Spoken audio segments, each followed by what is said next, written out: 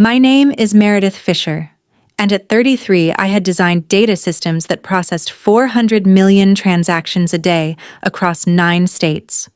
My brother called me the family failure. He said it at his own wedding, in front of 200 guests, standing next to the bride's multimillionaire father. My parents backed him up. My mother added her favorite line, the one she'd been polishing for years.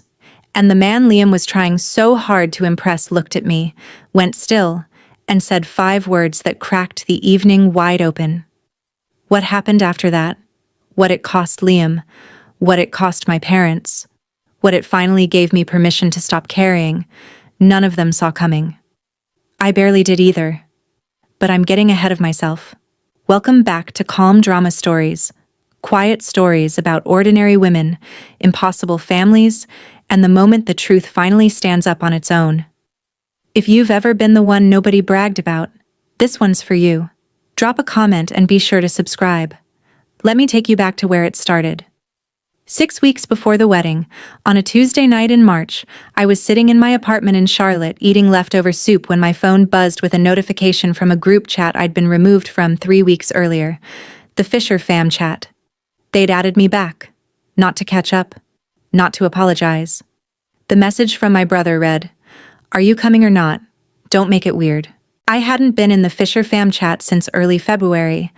My mother created it 4 years ago, back when Liam launched his startup and suddenly needed a family audience for every milestone photo, every press mention, every round of applause he could manufacture from people who shared his last name. The chat had 312 unread messages when I was removed. I only noticed because the notification badge disappeared. Nobody told me. Nobody had to. I scrolled through Liam's message now.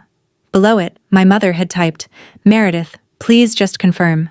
Sienna's family is very particular about headcounts. Sienna Calloway. Liam's fiancée. Daughter of Gerald Calloway, the venture capital investor whose fund had reportedly backed 14 companies in the last 3 years, all of them in data infrastructure. I knew the name because everyone in my industry did. Calloway Ventures was one of the firms that licensed infrastructure built on systems I had helped architect at Halcyon. I didn't think about that connection then. I was too busy reading the next message. From my father. Roger Fisher, a man who communicated almost exclusively through silence, had typed a single line. "It would mean a lot, Mer." That was the most my father had said to me in a text in 2 years.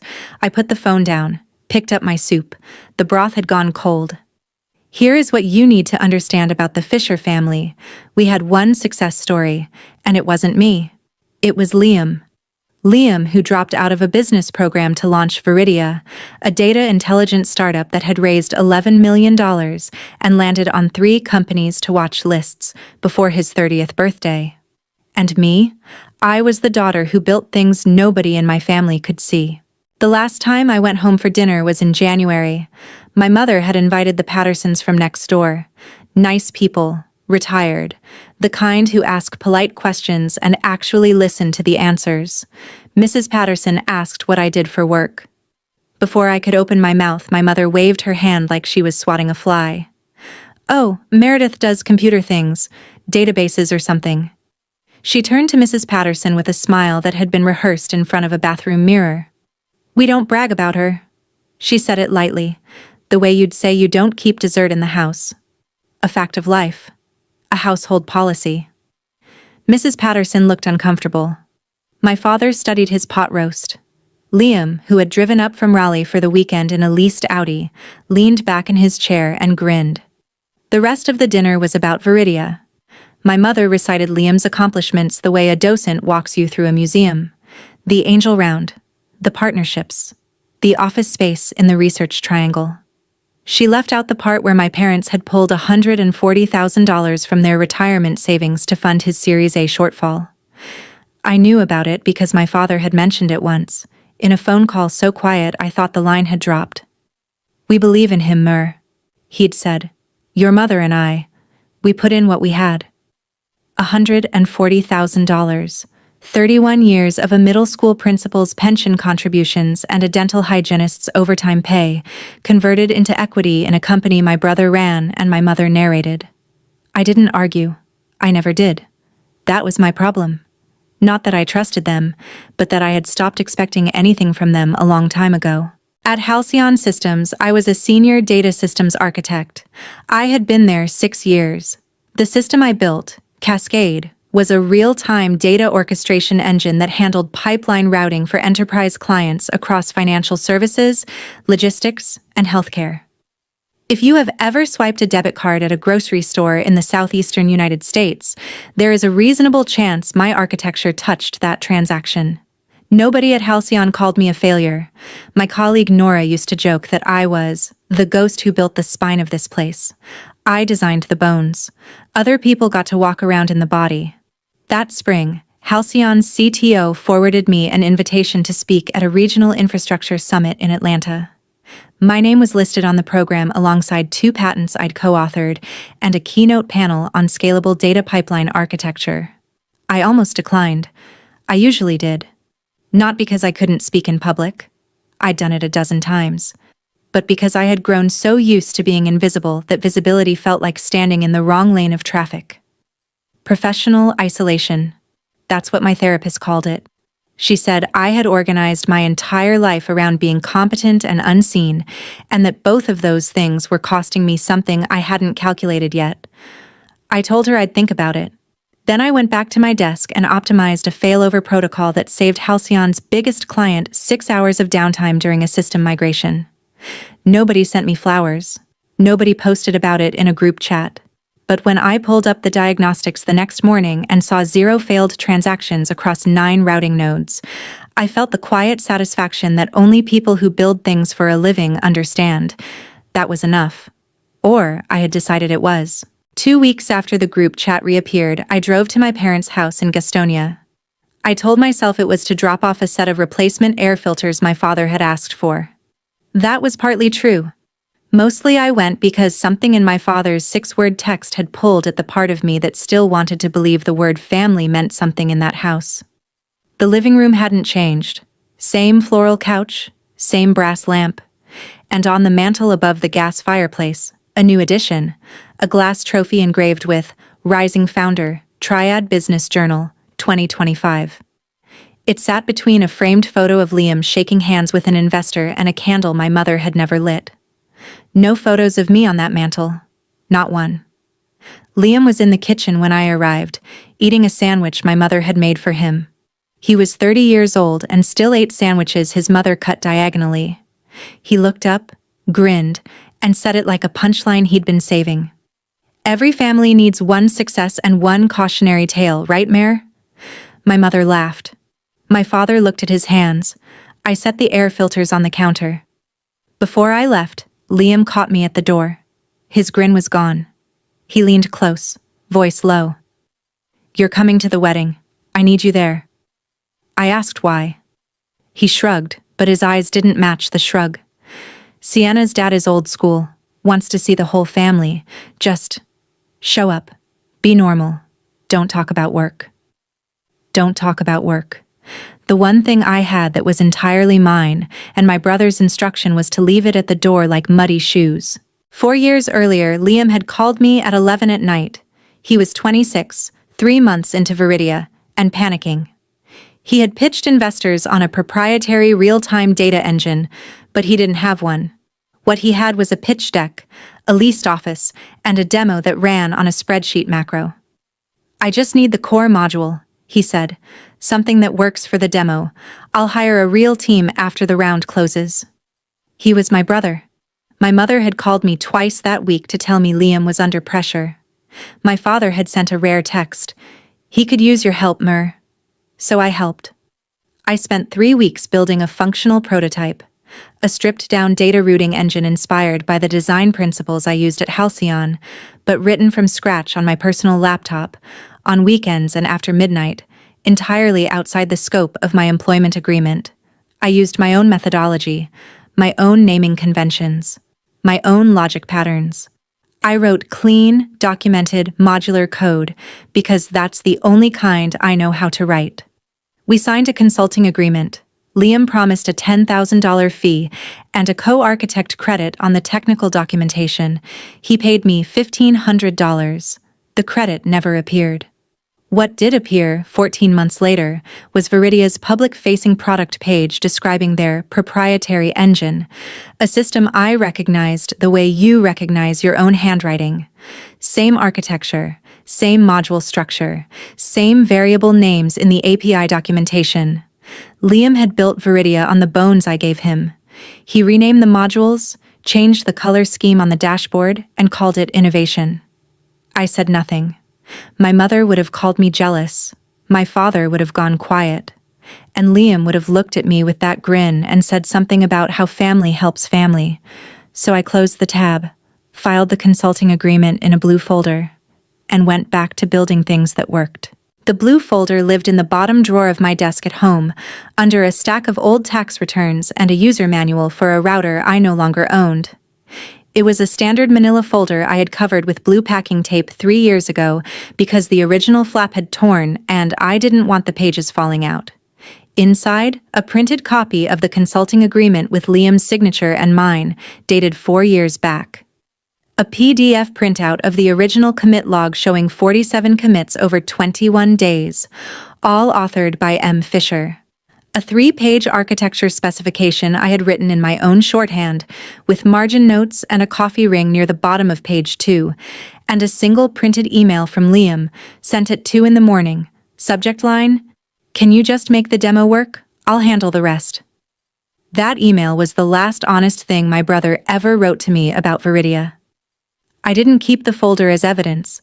I didn't keep it to build a case. I kept it because I keep records of my own work. Always have.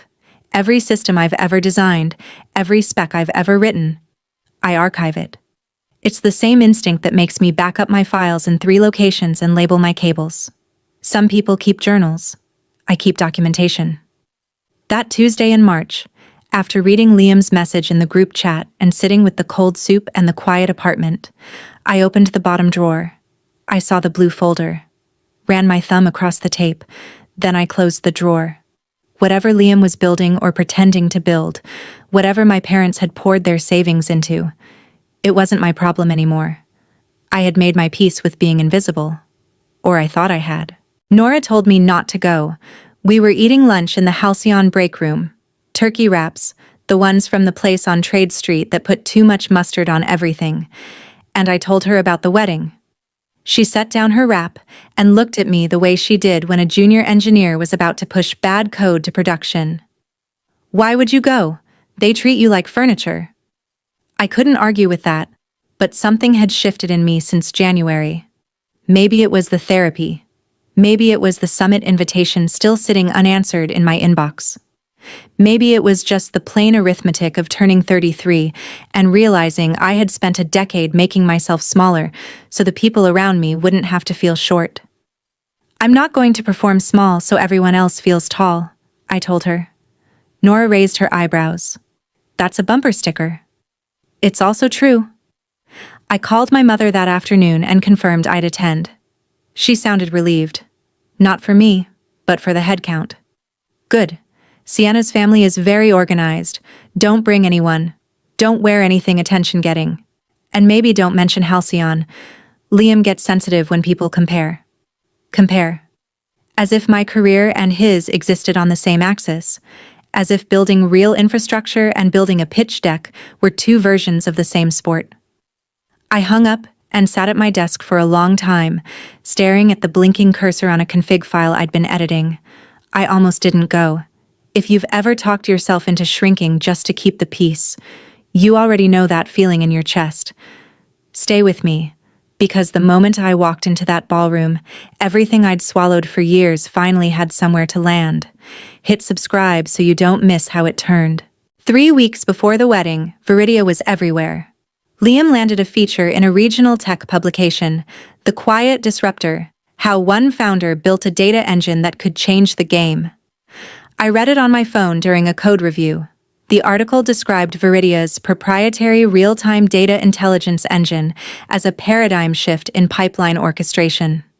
The technical description they quoted from Liam was almost word for word from the architecture spec I had written 4 years earlier. Not the spirit of it, the actual sentences. The article mentioned that Viridia was in advanced discussions with Callaway Ventures for a significant Series A round. Gerald Callaway's fund, the same Callaway whose portfolio companies already used Halcyon's Cascade infrastructure, the system I had designed. The irony wasn't lost on me. It just didn't feel like irony yet. It felt like watching someone wear your coat in a photograph and tell everyone they bought it in Milan. My mother posted the article link in the Fisher fam chat with a row of champagne emojis and the words, "Our boy." 12 family members reacted with hearts and thumbs up. I didn't react. I didn't have to. Nobody noticed either way. That same week, Liam appeared on a local podcast. I listened to 43 minutes of my brother describing technology he didn't build, solving problems he didn't understand, using terminology he had learned from the spec I wrote in my apartment while eating reheated pasta at 2 in the morning. He sounded confident. He sounded credible. He sounded like someone who had practiced his lines so many times he had started to believe them. And the worst part, the part that made my hands tighten around my coffee mug, was that his engine was real. I had made it real. I just wasn't part of the story anymore. My mother called on a Thursday evening. I was reviewing a load balancing configuration for Halcyon's Q2 migration. She didn't ask what I was doing. She never did. "Meredith, I need to talk to you about the wedding." Her voice had that particular tightness she reserved for conversations where she needed me to cooperate without asking questions. "Sienna's family is important. Gerald Callaway is, well, he's not like us. He's the kind of man who pays attention. So when you're there, I need you to be supportive." I told her I'd be polite. I don't mean polite, I mean, don't talk about technical things. Don't bring up Halcyon. Don't say anything that makes Liam feel like you're competing. She paused. "For once, just let your brother have his moment." For once, as if I had ever tried to take one. I wanted to ask her when, exactly, she thought I had ever competed with Liam for anything. I wanted to ask her why she had pulled $140,000 out of retirement to fund a company she couldn't describe in a single accurate sentence. I wanted to ask her what it cost her, every time she waved her hand and said she didn't brag about me. But I didn't, because I already knew the answer. My mother had grown up in a family where nobody made it. Her father drove a delivery truck. Her mother cleaned offices. Nobody went to college. Nobody built anything.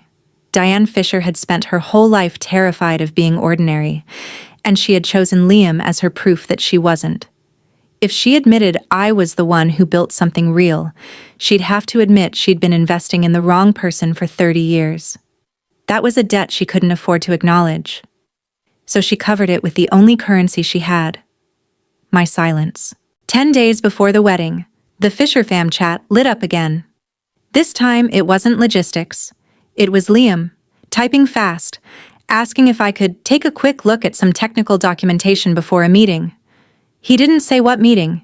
He didn't say with whom. He said, "It's just a review, like an hour max. Family favor." I recognized the pattern. It was the same cadence as 4 years ago. The same, just a quick thing that turned into 3 weeks of building his company's spine. I scrolled up through the chat history they'd kept me out of.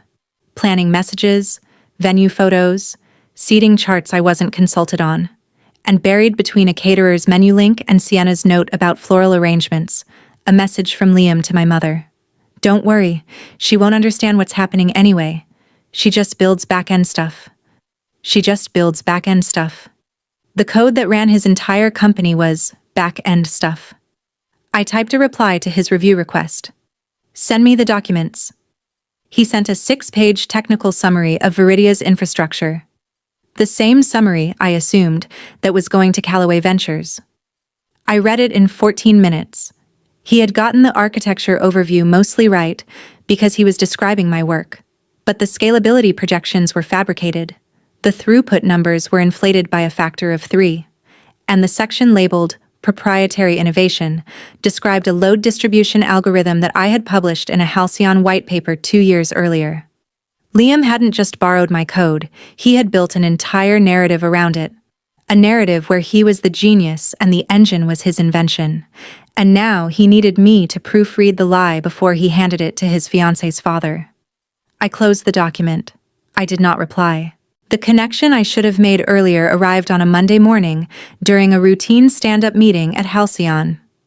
Our VP of Client Relations mentioned that Callaway Ventures had recently renewed their enterprise license for Cascade. "They're one of our longest infrastructure clients," she said.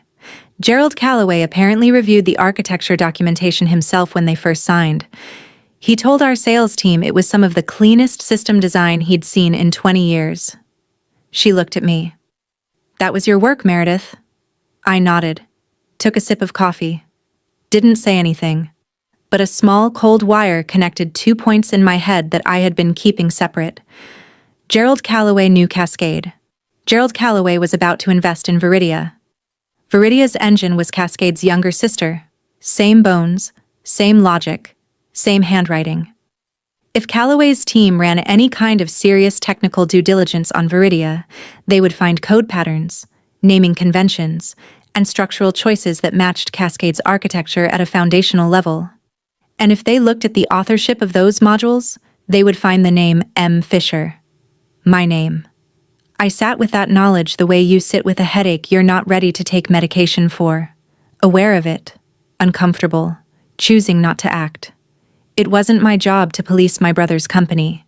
It wasn't my responsibility to call his investors and tell them the engine they were evaluating was built by someone who was never credited, never paid, and never mentioned in any of Viridia's filings. The truth was, sitting in my bottom drawer, inside a blue folder, waiting for nobody. If it mattered, it would surface through the right channels. If it didn't, I would go on building things that worked and letting other people take credit. I had done it before. 2 weeks before the wedding, the pressure from my family shifted from passive to active. Liam texted me directly, not the group chat, not through my mother, but a private message at 9 at night. "Be there by 4.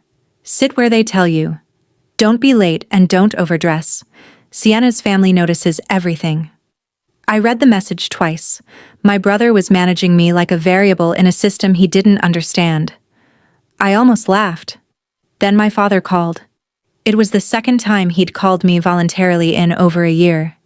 His voice was careful, the way it got when he was trying to say something important without actually saying it.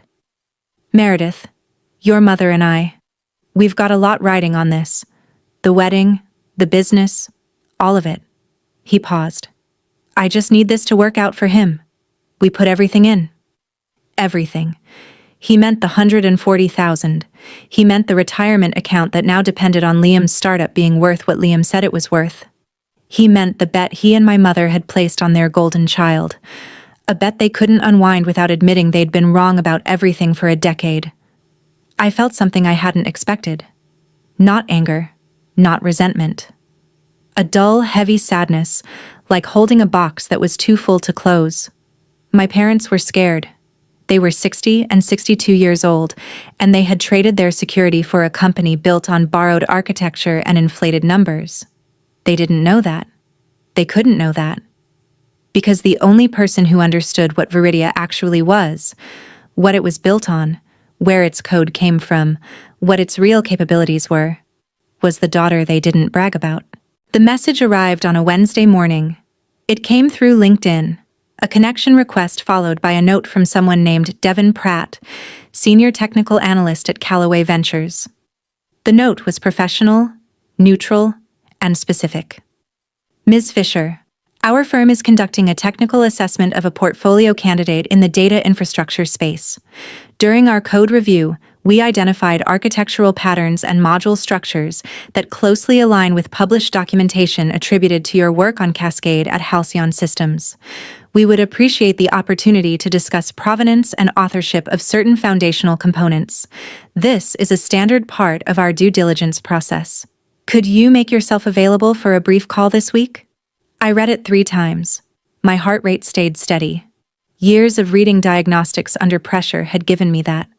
But my hands moved before my thoughts caught up. I opened the bottom drawer, pulled out the blue folder, laid it flat on my desk and opened it for the first time in over a year. The consulting agreement. Liam's signature, slanted and hurried. My signature, neat.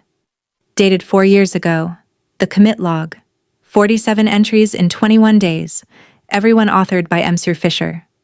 The architecture spec, 3 pages, my handwriting in the margins, the coffee ring still dark near the bottom of page 2, and Liam's email, "Can you just make the demo work?" Everything was there. It had always been there. The folder wasn't a weapon. It was a record. The same kind of record I kept for every system I'd ever built. Timestamps, authorship, version history. The difference was that this particular record now sat at the exact intersection of my brother's ambition and his investor's due diligence. I hadn't put it there. The truth had just walked itself into the room. I closed the folder. I did not reply to Devin Pratt that day. I spent 2 days thinking about that LinkedIn message, not because the answer was complicated. The answer was simple. Yes, I wrote the code. Here are the records. The hard part was the math around it. If I confirmed authorship to Callaway's analyst, the due diligence report would flag Viridia's IP provenance as unresolved. An unresolved IP flag in a Series A round wasn't a speed bump. It was a wall. The investment would stall, maybe collapse. Liam's company, the one my parents had staked their retirement on, the one my mother recited like scripture, the one my brother had built his entire identity around, would face the kind of scrutiny that, fake it till you make it, doesn't survive. And everyone would blame me. My mother would say I did it out of jealousy. My father would go silent in a way that felt worse than shouting. Liam would tell anyone who listened that his sister sabotaged him because she couldn't handle his success. I sat at my desk for a long time, looking at the cursor on my screen. Then I opened a text editor and typed a sentence I didn't send to anyone. It was just for me. I will not lie about my own work. That was the whole of it. I wasn't going to call Callaway Ventures and volunteer a confession. I wasn't going to march into Liam's office with the blue folder and demand credit. But if someone from the investors team asked me a direct question about code I had written, I was going to tell the truth. I wasn't going to lie about my own work. Not for Liam. Not for my mother. Not for a family that had spent a decade pretending I didn't exist. I replied to Devin Pratt. I said I was available Thursday. The rehearsal dinner was held at a vineyard 40 minutes outside Charlotte. White tablecloths, string lights. Sienna had hired a calligrapher for the place cards. I found mine at a table near the kitchen door, wedged between a second cousin I'd met once and a college friend of Sienna's who spent the evening on her phone. Liam and Sienna sat at the head table with Gerald and Sienna's mother, Patricia. My parents sat one table over, close enough to orbit, far enough to earn. When introductions went around the room, Liam stood up and worked the crowd with the ease of someone who had practiced charm the way I practiced code review. Repetition, iteration, polish. He introduced his parents with warmth. He introduced Sienna's family with reverence. When he got to me, he paused. "And this is my sister Meredith. She works with computers." A polite ripple of smiles. One man at a corner table, gray hair, wire-rimmed glasses, name tag I couldn't read from my seat. Tilted his head slightly when he heard my name. Not a reaction, exactly. More like recognition catching on a snag. The rehearsal dinner moved on. Toasts were given. Liam told a story about how Viridia almost didn't launch. But I coded through the night and made it happen. I ate my salmon. I did not correct him. After dinner, as guests drifted toward the parking lot, the man with wire-rimmed glasses passed my table. He stopped. "Meredith Fisher?" I nodded. "I think I saw your name on a pipeline architecture panel in Atlanta. Scalable orchestration?" I nodded again. He smiled, small, knowing, and walked away. I never got his name. But someone in that room had recognized mine, and for a reason that had nothing to do with Liam. On the drive home from the rehearsal, I put the pieces together. Not all at once. More like tiles clicking into a mosaic I'd been assembling without realizing I was building anything. Liam didn't invite me to the wedding because he wanted me there. He invited me because he needed Gerald Callaway to see a complete family, a normal family, a family that showed up, smiled, and didn't say anything inconvenient. But more than that, he needed me to be small. Visibly, publicly, undeniably small. Because if Meredith Fisher ever came up in conversation with Gerald Calloway's technical team, Liam needed the room's memory of me to be a quiet woman at a back table who worked with computers. A nobody. A family footnote. A cautionary tale. If I was already labeled, if everyone had already seen me dismissed and diminished and introduced as an afterthought, then anything I said later about Viridia's code would sound like bitterness, like jealousy, like a failure trying to drag down a success. That was the strategy. Not conscious, maybe. Liam wasn't a planner, but he had the instincts of someone who had survived by controlling the narrative, and the narrative required me in the room, wearing my assigned role like a name tag.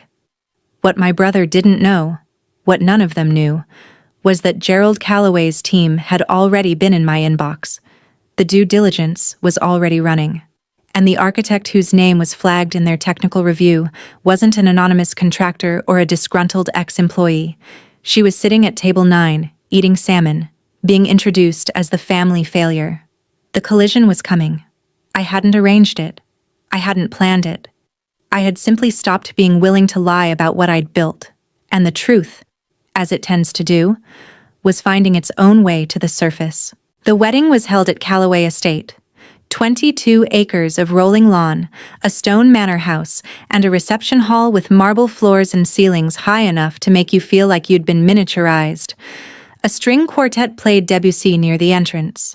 Champagne flutes stood at attention on silver trays carried by waitstaff in black vests.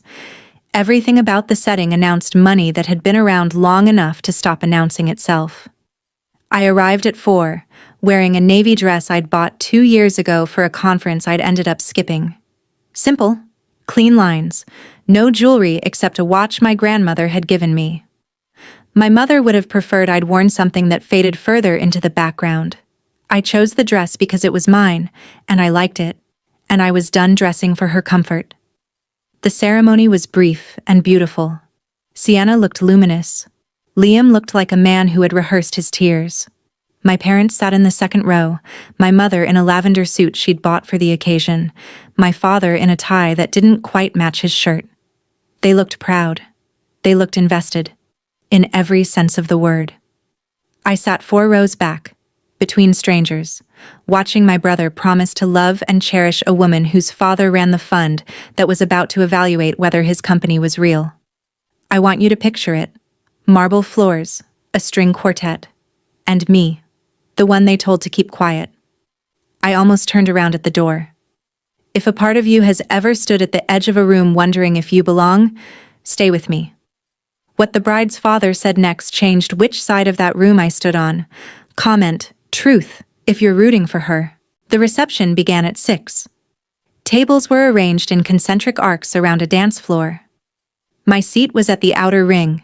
Table 11, near a side exit and a potted fern. Liam had assigned my placement personally. He told me this with a smile when he found me holding a glass of water near the bar. You're at 11. It's a great table. You can see the whole room. I could also be seen by nobody. He took my elbow, lightly, performatively, and began walking me through the crowd. This was his show. I was a prop. He introduced me to Sienna's aunt. This is my sister. She's in IT. He introduced me to a groomsman. Meredith. She's the quiet one. He introduced me to a couple I didn't recognize. Family's bookworm. Never leaves her desk. Each introduction was a small, precise cut, friendly enough to pass for humor, sharp enough to draw blood. My parents trailed behind us. My mother smiled and nodded. My father looked at his shoes. When Sienna's mother asked me what I did, my mother jumped in before I could answer. She's in tech support, I think. Something like that. I let it land. I let all of it land. But when Liam squeezed my arm and leaned in to whisper, "See? Nobody cares, Mer. Just relax." I pulled my arm free. Not dramatically. Not with a scene. Just enough that he felt the absence. "You can introduce me," I said quietly. "You don't get to script me." He blinked. Then the grin came back, the one that had been protecting him from accountability since childhood. "Relax, sis. It's a party." He walked away. I stayed where I was, standing full height, drinking water, waiting. Gerald Calloway entered the reception at 6:30. He had been taking photographs with the wedding party, and his arrival shifted the energy in the room the way a current shifts the surface of a lake. Subtle, total. He was taller than I'd expected. Gray at the temples. He wore his suit like it owed him nothing. His handshake when he greeted people was brief and direct. He didn't smile reflexively. He read the room before the room read him. Sienna kissed his cheek and brought him to a table where my parents were already seated, champagne in hand, performing their best version of a family with nothing to hide. Liam was magnetic in that moment, standing taller, speaking louder, telling a story about Viridia's latest partnership that I happened to know was still in the letter of intent stage. Gerald listened. He didn't interrupt. He didn't nod along. He just watched Liam the way an engineer watches a system under load, looking for where the strain would show. I wasn't supposed to be nearby. My table was across the room, but the bar was between them and me, and I was still holding my glass of water when Liam spotted me. His eyes lit up, not with affection, but with utility. "Dad, come here. You haven't met my sister yet." He said it to Gerald, but it was aimed at me. He reached out and pulled me toward the circle the way you'd pull a suitcase off a carousel. Functional, graceless, purposeful. Gerald turned. My mother straightened in her chair. My father set down his champagne glass, and Liam, grinning so wide his molars caught the overhead light, positioned me in front of the man whose fund was about to make or break his entire company. Liam had one hand on my shoulder and the other holding a champagne flute.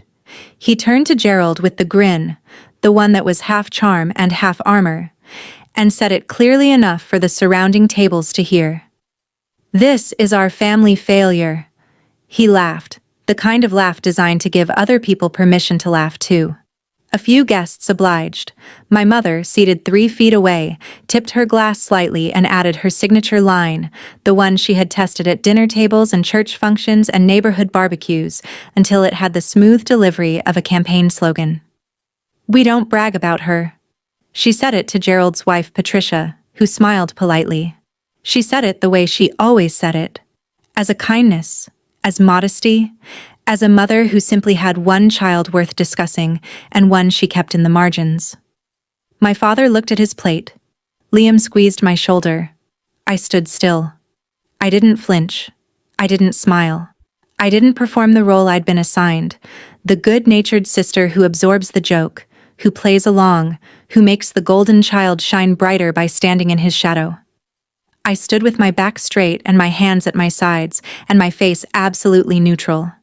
33 years of being the punchline, and I was finished laughing on cue. Gerald Calloway had not spoken. He had watched Liam deliver the line. He had watched my mother add hers. And now he turned. Slowly. The way someone turns when they're recalculating everything they thought they knew about the room they're standing in, and looked directly at me. Not at Liam. Not at my parents. At me. His expression changed. Not dramatically. Not with a gasp or a double take. His brow drew together. His lips pressed thin. He went completely still.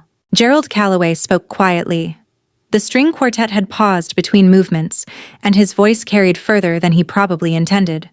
Or maybe exactly as far as he intended. "So it's you. This is unexpected." 2 sentences. That's all it took to tilt the room. Liam's grin froze. My mother set down her champagne glass. Patricia Calloway looked at her husband with an expression that said she had seen this particular stillness before and knew what it preceded. "I'm sorry?" Liam said. He was still smiling, but the smile had detached from the rest of his face. "Do you two know each other?" Gerald didn't look at Liam. He was still looking at me. "Monsieur Fisher," he said. Not a question, a confirmation. "Cascade, Halcyon Systems." I nodded. "Yes. Your architecture runs in 11 of my portfolio companies." 12, I said. MedSync migrated to Cascade in January. Gerald's jaw tightened. Not with anger, but with something closer to the expression of a man who has just realized the math he's been running has a variable he missed. Devon's report flagged the provenance issue last week, he said, almost to himself. I assumed the M. Fisher in the authorship records was a former contractor, or a coincidence. He looked at Liam, then back at me. You're his sister? Yes. And you built the foundational modules that Viridia's engine is based on. I didn't hesitate. I didn't soften it. I didn't dress it up or qualify it or add caveats to protect anyone's feelings. I wrote the original architecture. The consulting agreement is dated 4 years ago. The commit history is mine. The room had gotten very quiet, not silent. There was still the clink of glasses somewhere, still the murmur of guests who hadn't noticed. But the circle around us, Liam, my parents, Patricia, Gerald and me, had become its own atmosphere. Liam moved first.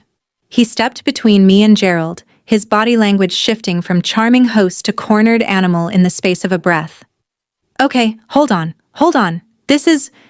She's exaggerating. She helped with an early prototype. That's it. Everything Viridia is today. The engine, the product, the platform. That's my team. My vision. She wrote a few lines of code 4 years ago. He looked at Gerald with a version of the grin that had stopped working. You know how it is. Family members always think they contributed more than they did. Gerald tilted his head. The module architecture in your engine matches Cascade's published design patterns at a structural level. Devon's report identified naming conventions, dependency trees, and routing logic that are functionally identical. He paused. Can you explain the load distribution algorithm in your core pipeline?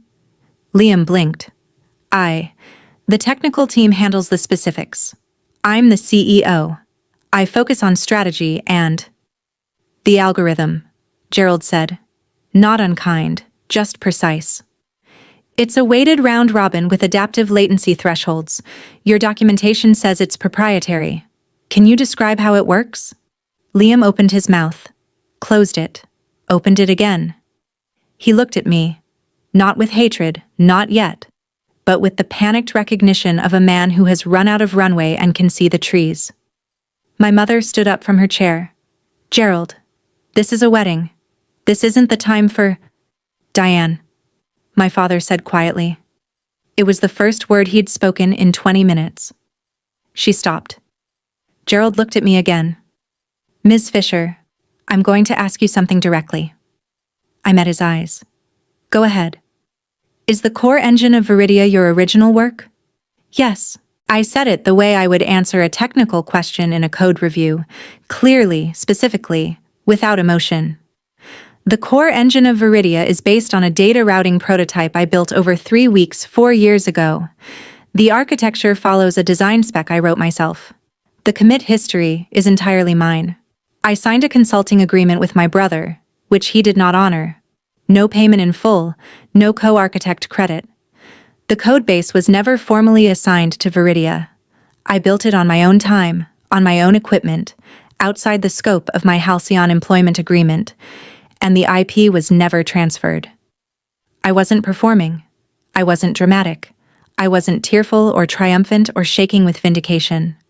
I was answering a direct question with documented facts.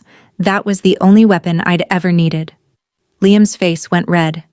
You're doing this here? At my wedding? You asked me to come?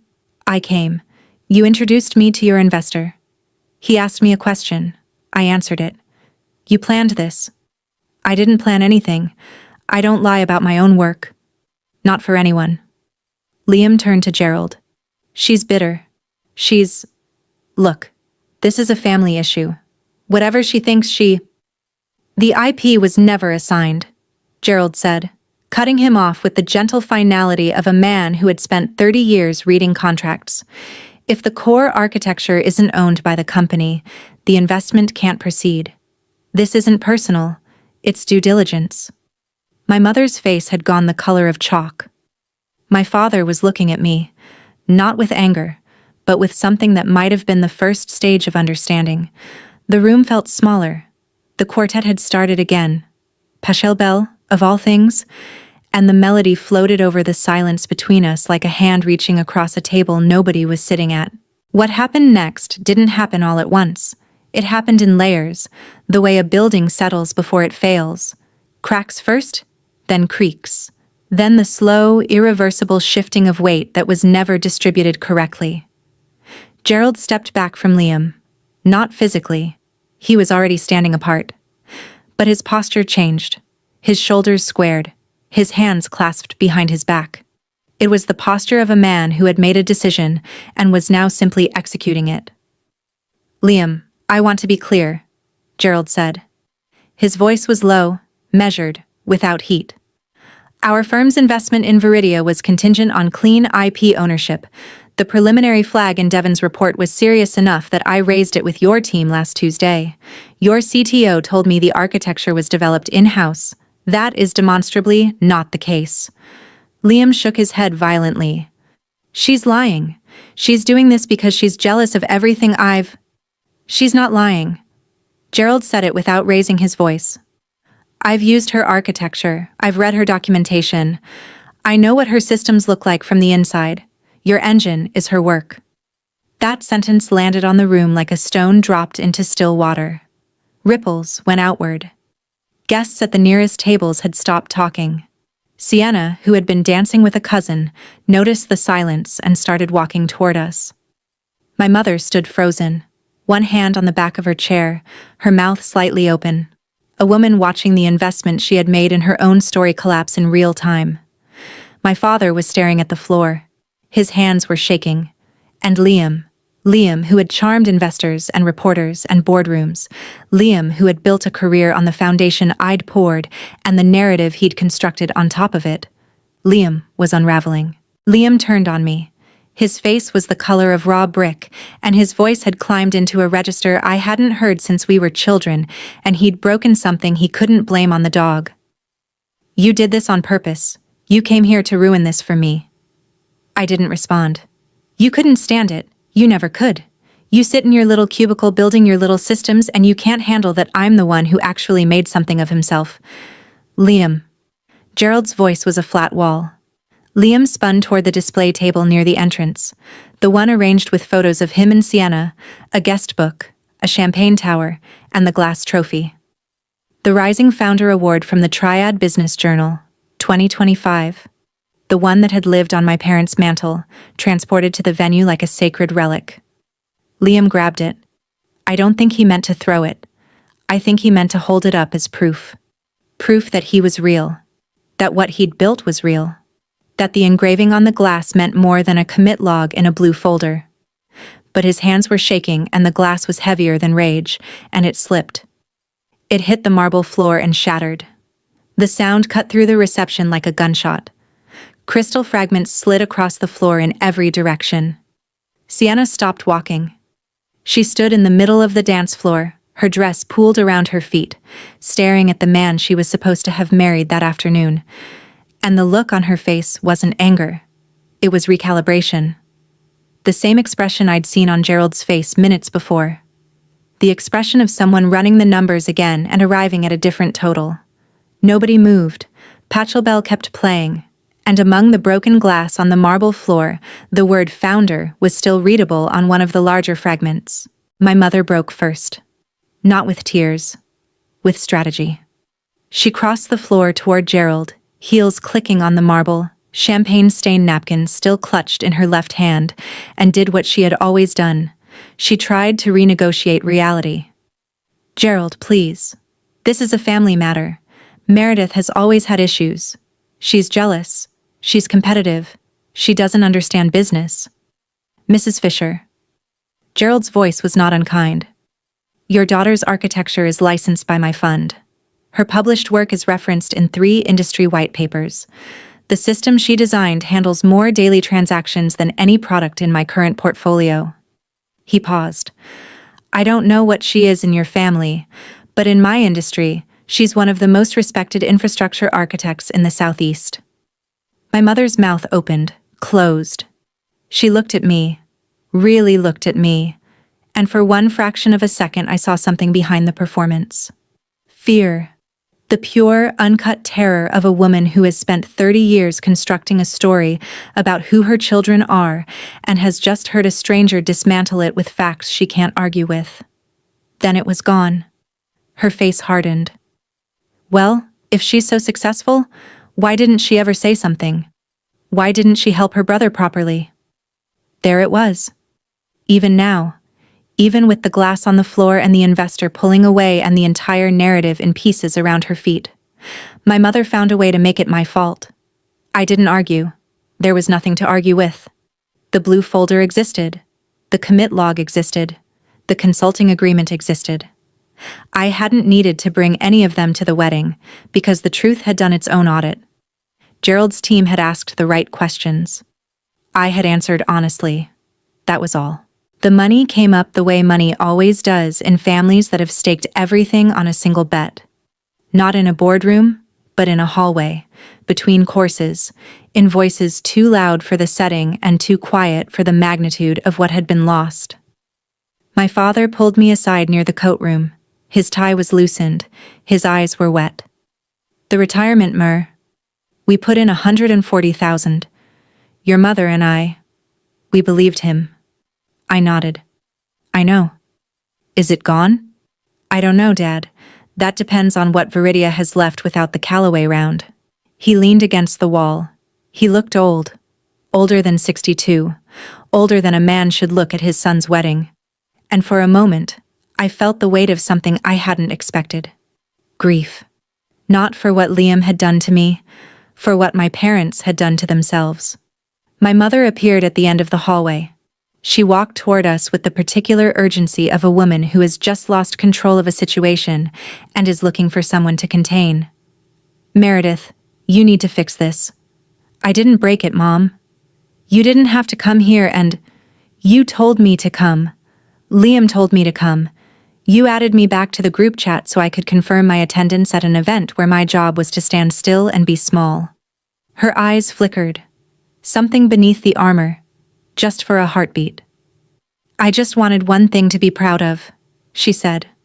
Her voice cracked. It was the most honest sentence she had ever spoken to me. Then she straightened her shoulders, blinked twice and said, You should have stayed quiet. You owed us that. The moment was gone. The wall was back up. I turned and walked toward the exit. Gerald found me near the front entrance. I was standing under the portico, my car keys in my hand, the cool evening air pulling at the hem of my dress. The estate grounds were lit with landscape lighting that turned the trees into something out of a painting, beautiful, staged, and entirely for someone else's benefit. Ms. Fisher. I turned. He stood a few feet away, hands in his pockets. Behind him, through the glass doors, I could see the reception continuing. Diminished, confused, but continuing. Sienna was sitting at a table with her mother. Liam was nowhere visible. I want to be straightforward with you, Gerald said. The investment in Viridia is not proceeding. That decision was made before tonight, based on the technical review. What happened in there didn't change the outcome. It just accelerated the timeline. I nodded. I also want to say that I owe you an apology. Not for the due diligence. That's process. But for not connecting the name on the report to the person in the room sooner. I should have reached out to you directly before tonight. You didn't know I was his sister? No, but I should have made the connection. Devon's report was thorough. The authorship was clear. He paused. For what it's worth, your work speaks for itself. It always has. I didn't need Gerald Callaway's validation. I had built Cascade without it. I had built a career without it. I had stood in that ballroom and answered his question without needing anyone's permission or approval. But hearing it, hearing a man who read balance sheets the way I read system logs, acknowledge the architecture of what I had built, that wasn't nothing. Thank you, I said. He nodded. I walked to my car. I came when I was told to. I was leaving because I chose to. The fallout arrived the way data arrives, in packets, at intervals, each one adding resolution to a picture that was already clear to anyone paying attention. Callaway Ventures formally withdrew from Viridia's Series A within 72 hours. The stated reason was neutral, unresolved IP provenance. But in the industry, neutral language is its own kind of verdict. 2 other investors who had been circling pulled back within a week. The regional tech publication that had profiled Liam as the quiet disruptor ran a follow-up that was significantly less flattering. Viridia didn't collapse overnight. These things rarely do. But the scaffolding was gone, and what remained was a company without clean ownership of its core technology, without its lead investor, and without the narrative that had been holding it together. The wedding was postponed. Sienna moved back into her parents' estate. I don't know whether she and Liam spoke after that night. That wasn't my business to track. In the Fisher fam chat, the one I'd been removed from, added back to, and never once genuinely included in, my parents sent me a message for the first time that had nothing to do with Liam. My father wrote, "Are you doing all right, Mare?" My mother wrote nothing for 3 days. Then, "You could have told us," I replied once. I'm open to talking when the conversation starts with respect. Not before. Nobody responded. That was fine. I wasn't waiting for an answer. I was setting a boundary. The kind I should have set a decade earlier. The kind you can only set once you've stopped believing you deserve the silence people have been giving you. I went back to Halcyon the following Monday. Cascade was still running. 400 million transactions a day, 9 states, 0 fanfare. Nora brought me a coffee and didn't ask about the wedding. She just sat next to me at my desk and said, "You look like someone who finally exhaled." I laughed. It was the first time I'd laughed in a week. The summit invitation was still in my inbox, the one in Atlanta, the panel on scalable orchestration architecture. I accepted it that afternoon. Not because Gerald Calloway's words had given me permission. Not because Liam's collapse had made me brave.